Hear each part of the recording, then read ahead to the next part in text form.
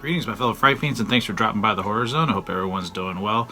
Today's video is going to be a requested video. So this review is one that my friend Christopher requested of me a long time ago. And Chris, I really apologize for taking so long to get to this.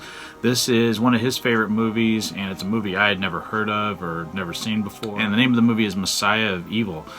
I was lucky. It was actually on YouTube, and I was able to watch it there. I tried Shudder. It didn't have it. I was going to look on Amazon Prime, and I just thought sometimes, you know, some of these like independent films, you can find them if you just sort of do a search on the net. I found it when I did a search. It was on YouTube, so I checked it out this past weekend, and I told Chris I would review this movie like a year ago. I just never got around to it, so I feel really bad that it took me this long, but I'm very excited to talk about this film today. Released in 1973, Messiah Evil tells the story of a young woman who goes searching for her missing artist father. Her journey takes her to a strange California seaside town governed by a mysterious undead cult.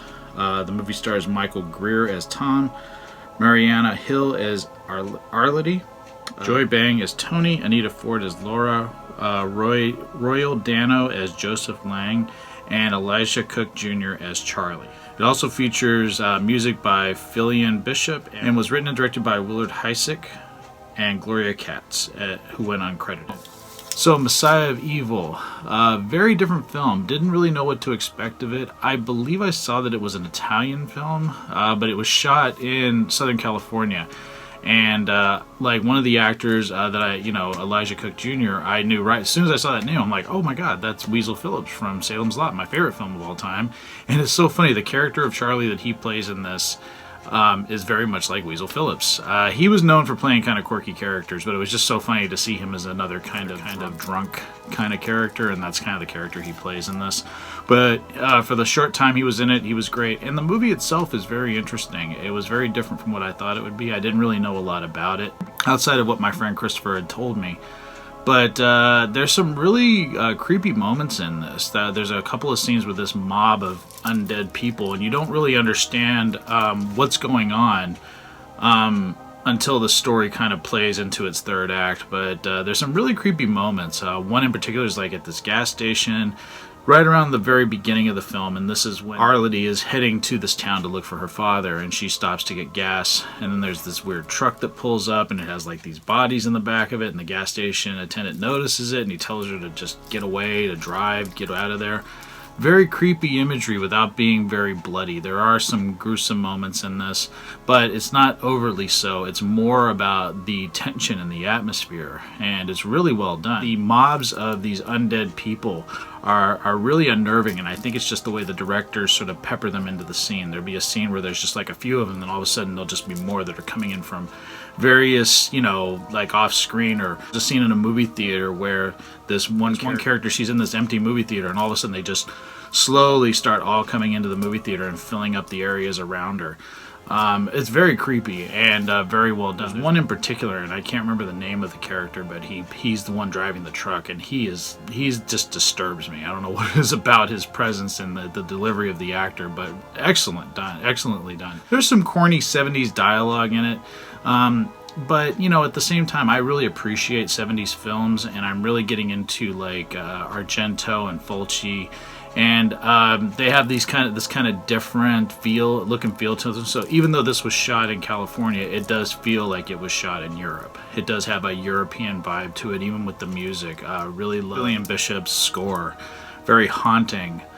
Very well done, and the visual effects in this are really well done. So a lot of these undead people have these blood tears that are coming out, and it's really well done. There'll be like one scene where one turns and it's coming down one side of their face, and then another one turns and it's coming down the other side of their face. So I really like that, and like I said, it was staged very well. All of the actors, I really like the character of Tom as well. I didn't know if I'd like him at first, but I really liked the way he became a main character, and I really liked at first I didn't know really what to think of him, because he just seemed like a playboy, because he has these two women that are hanging out with him, and he kind of just sort of works his way into her home. He kind of breaks into the house where she's staying at her dad's house, and he kind of just shows up there. And I said, what's up with this guy? Is he part of this whole thing? But it turns out to be a really good character, and I really liked the way he was played by actor Michael Greer. I thought he did a really good job.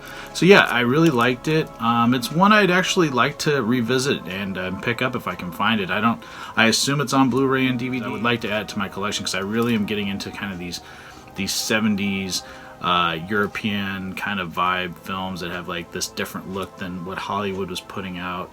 And yeah, I mean, it was really well done. It had an eerie atmosphere to it, and yeah, very creepy imagery, and really good suspense. And yeah, I definitely recommend Messiah Evil. I want to thank my friend Chris for telling me about it. If I rated it on my scale, I would give Messiah of Evil 3.5 skulls.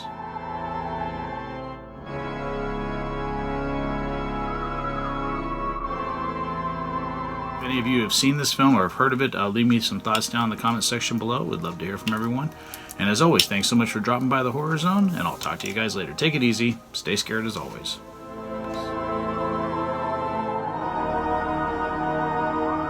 Thank everyone for taking this time to drop by the Horror Zone. It really means a lot to me that people are supporting what I do here.